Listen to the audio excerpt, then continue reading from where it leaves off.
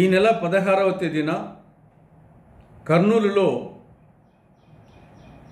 Super GST super savings అనే పేరుతో భారీ బహిరంగ సభ నిర్వహించాలని కేంద్రంలోని మోడీ ప్రభుత్వం, రాష్ట్రంలోని చంద్రబాబు ప్రభుత్వం నిర్ణయించడం ఇది హాస్యాస్పదం, ఇది అనవసరం.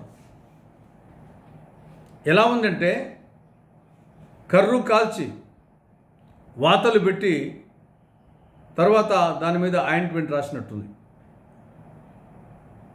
8 సంవత్సరాల పాటు 4 స్లాబుల గబ్బర్ సింగ్ ట్యాక్స్తో ప్రజలను పీల్చి పిప్పి చేసి ఇటీవల దాన్ని 2 స్లాబులు చేసి అదేదో బ్రహ్మాండంగా ప్రజలకు మేలు చేసినట్లు కేంద్రంలోని మోడీ ప్రభుత్వం, రాష్ట్రంలోని చంద్రబాబు ప్రభుత్వం ప్రచారం చేసుకుంటూ ఉన్నాయి. 16వ తారీఖున కర్నూలులో 450 ఎకరాలలో 3 లక్షల మందిని పొదుపు మహిళలను, ఉపాధి కూలీలను సమీకరించి అందుకోసం 6,321 బస్సులు పెట్టి 2 పూటల భోజనం పెట్టి ఆ బహిరంగ సభ జరుపుతారట. ఇది అవసరమా? 345 వస్తువుల ధరలు తగ్గాయి అని చెప్తున్నారు. అది క్షేత్రస్థాయిలో కనిపించలేదు. నిత్యావసర వస్తువు ధరలు ఏమాత్రం తగ్గలేదు. కొన్ని కార్లు, కొన్ని ఎలక్ట్రికల్ గూడ్స్ వాటి ధర మాత్రమే తగ్గింది తప్ప సామాన్యులు వాడే నిత్యావసర ధరలు ఏమాత్రం తగ్గలేదు. అటువంటి పరిస్థితుల్లో పావు కోడికి ముప్పావు మసాలా అన్నట్లు ఇంత ప్రచారం, ఇంత భారీ బహిరంగ సభ అవసరమా?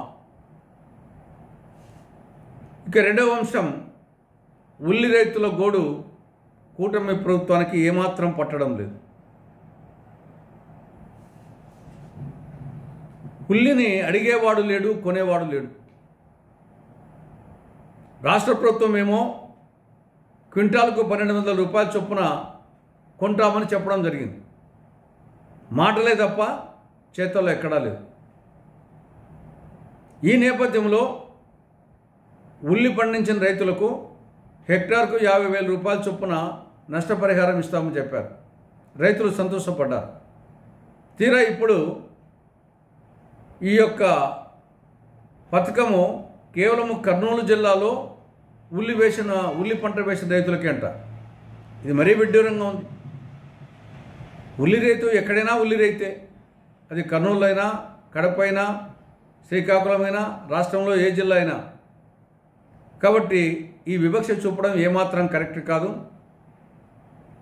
రాష్ట్ర ప్రభుత్వం మీరు చెప్పిన విధంగా క్వింటాలకు 1,200 రూపాయల చొప్పున ఉల్లి కొనాలి. కర్నూలు జిల్లా రైతులతో పాటు రాష్ట్రంలోని అన్ని జిల్లాల్లో ఉల్లి రైతులకు హెక్టార్కు 50,000 రూపాయలు ఇవ్వాలని కాంగ్రెస్ పార్టీ డిమాండ్ చేస్తూ ఉంది.